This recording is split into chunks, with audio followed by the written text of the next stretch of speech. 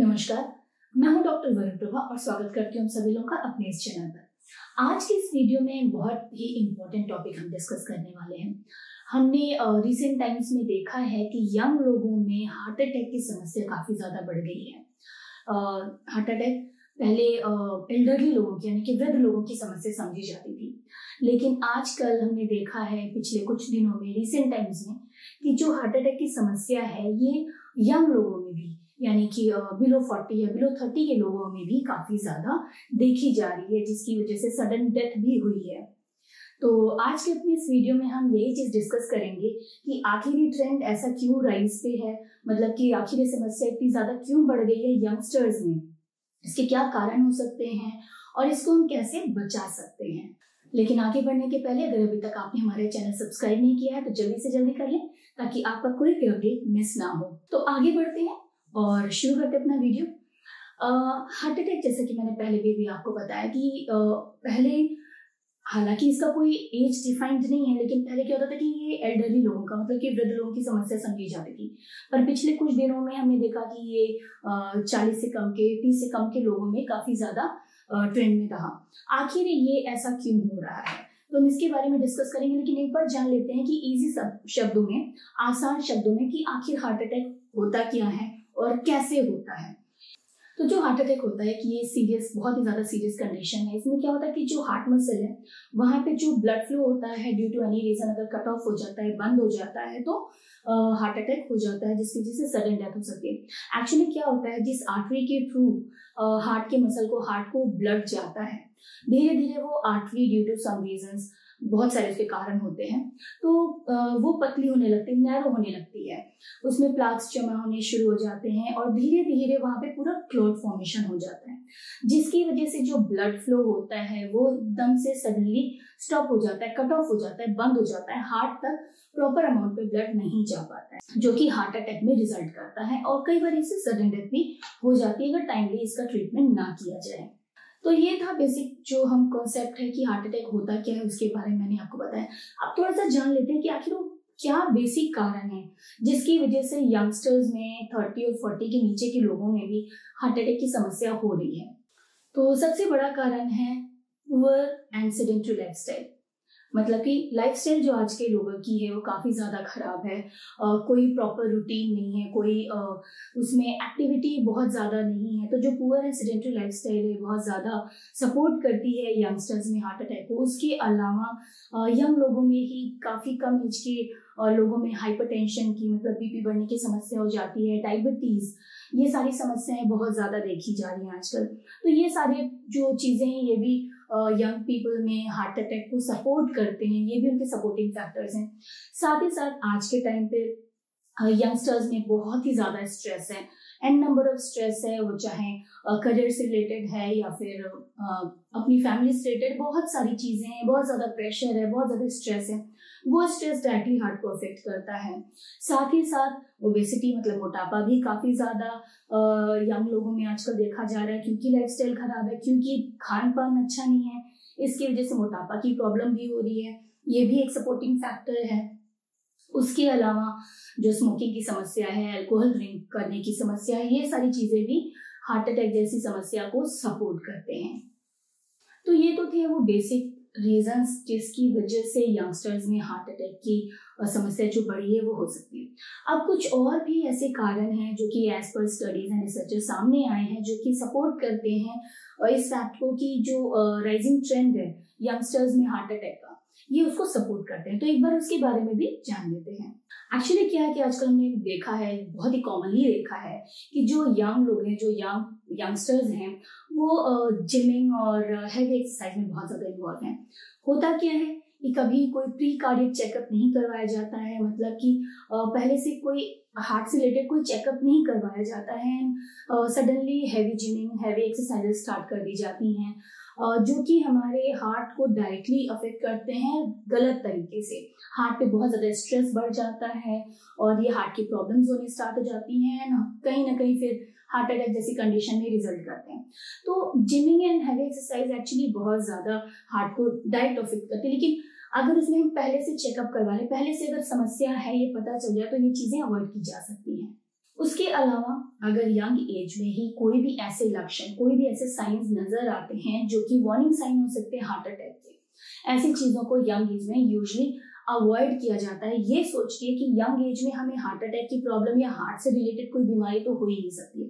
पर ऐसा बिल्कुल नहीं है। हार्ट की बीमारी होने का कोई एज स्पेसिफिक नहीं है, ये किसी भी समय पे हो सकती है। प्रॉब्लम ये होती है कि वार्निंग साइंस तो आते हैं, उसके लक्षण तो नजर आते हैं, पर उसको अवॉइड किया जाता है। तो अगर ऐसे कोई भी लक्षण दिखते हैं तो उसको हल्के में ना लें, बल्कि डॉक्टर से तुरंत संपर्क करना चाहिए। तुरंत जानना चाहिए कि ये प्रॉब्लम कहीं हार्ट के किसी प्रॉब्लम की तरफ तो नहीं इशारा कर रहा। उसके अलावा जेनेटिक फैक्टर्स होते हैं, कई लोगों की फैमिली हिस्ट्री होती है ऐसी बीमारियों के लिए। अब उसमें क्या होता है कि यंग जो लोग होते हैं, युवा जो होते हैं, उनकी फैमिली में हिस्ट्री तो प्रेजेंट है, बट ये इस चीज को अवॉइड करते हैं, इग्नोर करते हैं, रादर इस चीज पे कभी ध्यान ही नहीं देते हैं। उसके साथ ही साथ अगर कोई फैमिली हिस्ट्री, तो ऑब्वियसली वो इंसान प्रीडिस्पोज है, उसको हार्ट अटैक होने के चांसेस बहुत ज्यादा है। लेकिन क्या होता है कि इस चीज को ध्यान नहीं देते हैं। साथ ही साथ जो लाइफस्टाइल है वो बहुत खराब है, स्ट्रेस फैक्टर्स हैं, तो ये सारी चीजें प्रोवोक करती है फर्दर इस कंडीशन को होने पे। मतलब अगर जेनेटिक हिस्ट्री है और फैमिली हिस्ट्री है हार्ट से जुड़ी बीमारियों का, और उसके साथ ही साथ हमारी लाइफस्टाइल खराब है, स्ट्रेस फैक्टर्स हैं, और भी दूसरी को फैक्टर्स हो सकते हैं, और भी बीमारियां हो सकती हैं लाइक हाइपरटेंशन या डायबिटीज, तो ये सारी चीजें इस चीज को सपोर्ट करती हैं कि यंग एज में ही हार्ट से जुड़ी प्रॉब्लम या हार्ट अटैक की प्रॉब्लम हो सकती है।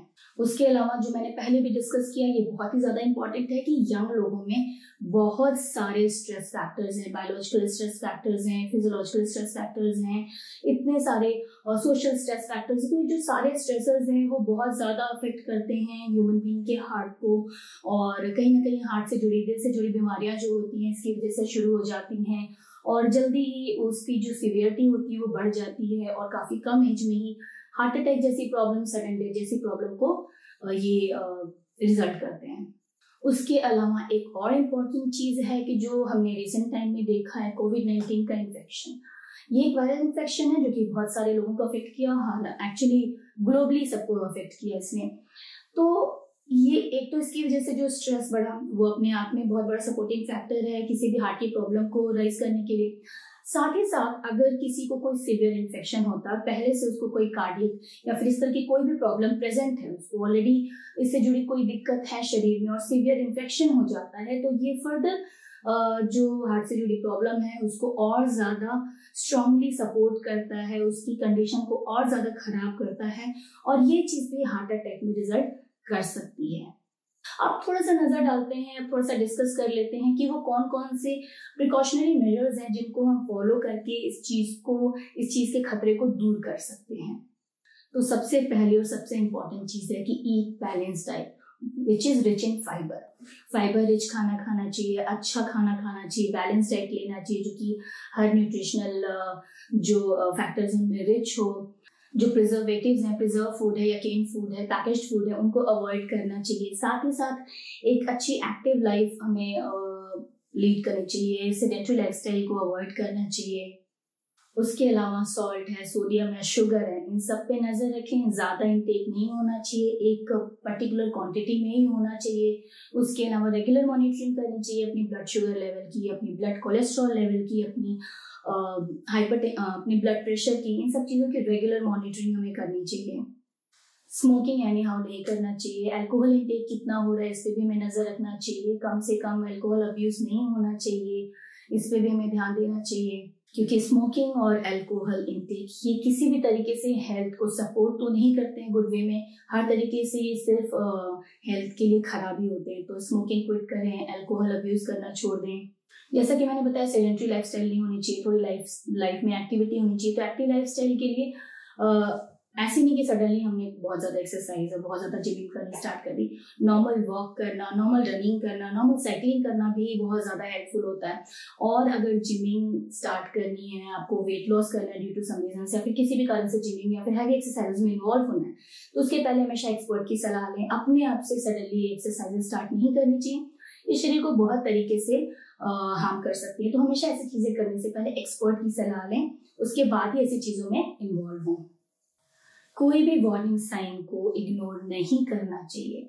कोई भी ऐसे साइंस और सिम्टम्स अगर आपको नजर आ रहे हैं जो कि हार्ट से जुड़ी किसी भी बीमारी की तरफ इंडिकेट कर रहे हैं तो उसकी तरफ हमें ज़रूर ध्यान देना चाहिए। हमें ज़रूर अपने डॉक्टर को कंसल्ट करना चाहिए, तुरंत कॉन्टैक्ट करना चाहिए। किसी भी साइन को हमें हल्के में नहीं लेना चाहिए।